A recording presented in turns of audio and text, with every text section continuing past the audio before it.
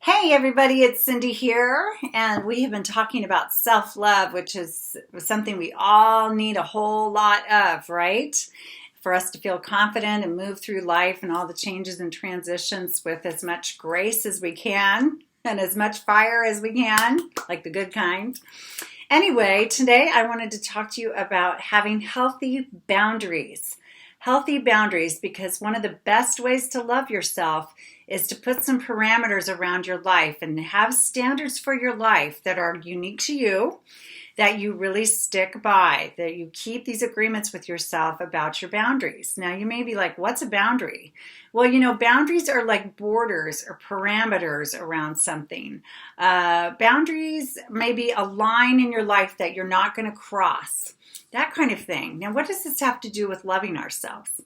Okay, for example, we can put boundaries around time. Now, what does this mean? An example would be how much time you make yourself available to other people's needs. Okay, maybe or what kind of time you're willing to give in terms of like volunteerism, or something like that. Like, you may not have 100 hours a week to volunteer at your kids' school, right? Well, of course you don't. You've got other commitments and things, but you may want to be a part of things there. So you may say to yourself, I'd love to give 1 hour a week or 3 hours a month or whatever to my kids' school or to a charitable organization that means a lot to me.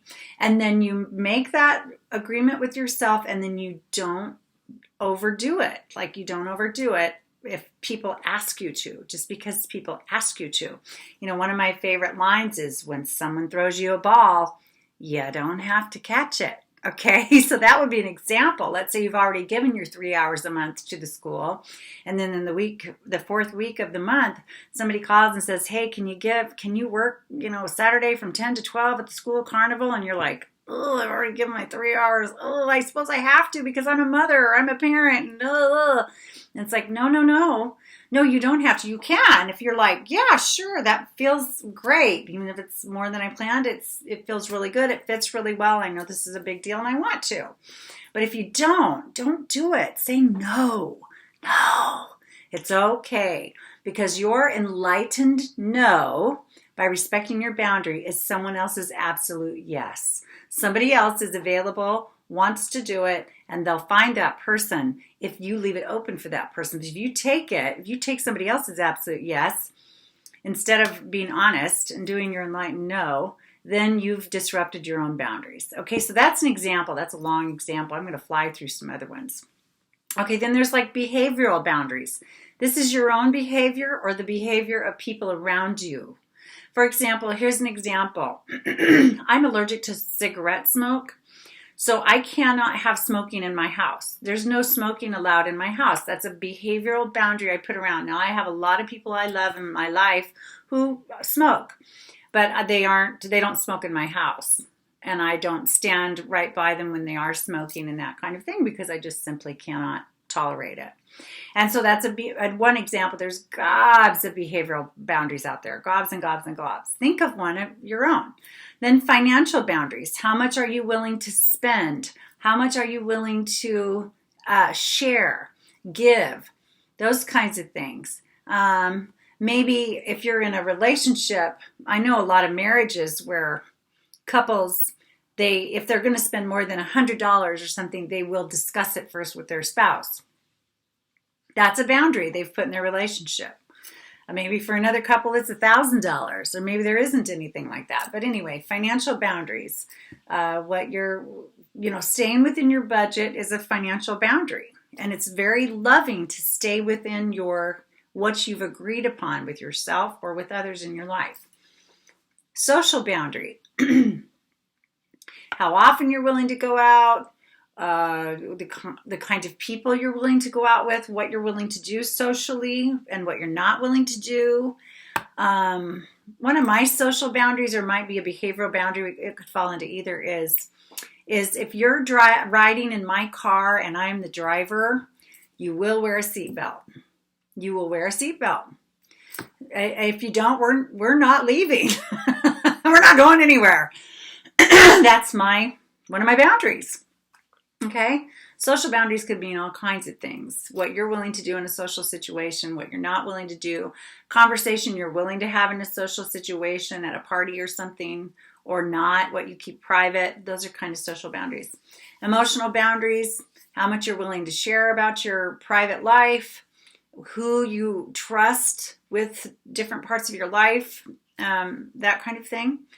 Physical boundaries, this could be anything from like how you take care of yourself physically, how much weight you're going to allow yourself to gain or lose, how many times you will go to the doctor, like do you get your wellness checkups every year, to you will not tolerate any physical violence made towards you. You will not spank your child. Maybe you're against spanking or fighting or, anything like that. Physical boundaries. Sexual boundaries. What you're willing or wanting to do sexually is entirely up to you. And if anyone wants you to do anything else, you can say no. It's okay. No, you can say no. But you decide who touches you, where, when, how much, in what ways. So whatever your sexual comfort level is. Also, another sexual boundary may be how you dress, like how much skin you're willing to show or comfortable showing or not, how much you cover yourself up or reveal of yourself. That might be an example of a sexual boundary. Boundaries at home, I already suggested one of mine. I've just visited some relatives who don't allow any pets in their house. They don't allow any animals inside their home, even though they love animals. They just don't allow them in their home. That's another home type of boundary. And maybe boundaries at work. Now, there are lots of kinds there. You may choose not to become friends with any of your coworkers because you want to keep the relationship strictly professional. Or you may not discuss your personal life at all at work because you want to keep work at work and private life private. Other boundaries at work, you may, when you're meeting with people, always meet with more than one person at a time.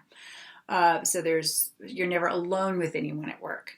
You may only meet in public mutual spaces for meetings at work and not have anyone privately meet in your office.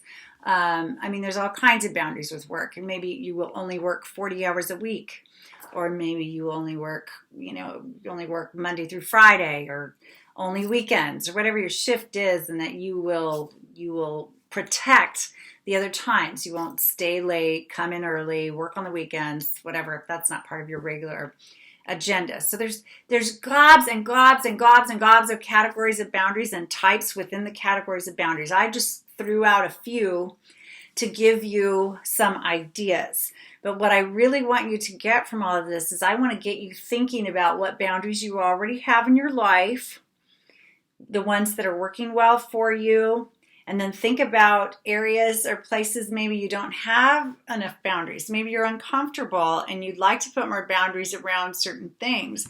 Like I have a relative of mine who wants to talk about her sex life with me all the time. She mentions it every time I see her, and she seems to need to vent about quite a bit about the details of her sex life. And I'm pretty comfortable with it, listening to her, because I've been a therapist for 30 years and I'm a coach, and I talk to people about their love lives, their sex lives, and all kinds of things, pretty much any subject ever. I've talked to people about it. So I'm pretty comfortable listening. However, I never discuss my sexual life with her. Like, never. I never say anything about it. She doesn't ask me anything about it, and I'm glad, because I wouldn't discuss it with her, because she's not someone I would discuss that with personally. It's one of my boundaries.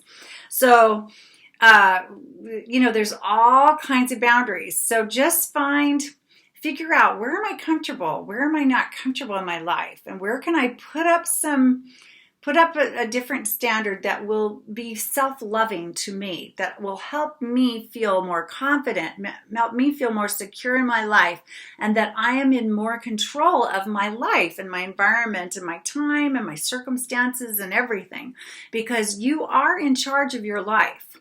You are. Whether you're taking charge of it or not, you are the one who is in charge of your life. So if there's something you don't like, then I want you to take a closer look and ask how you could tweak it a bit and make it better for yourself.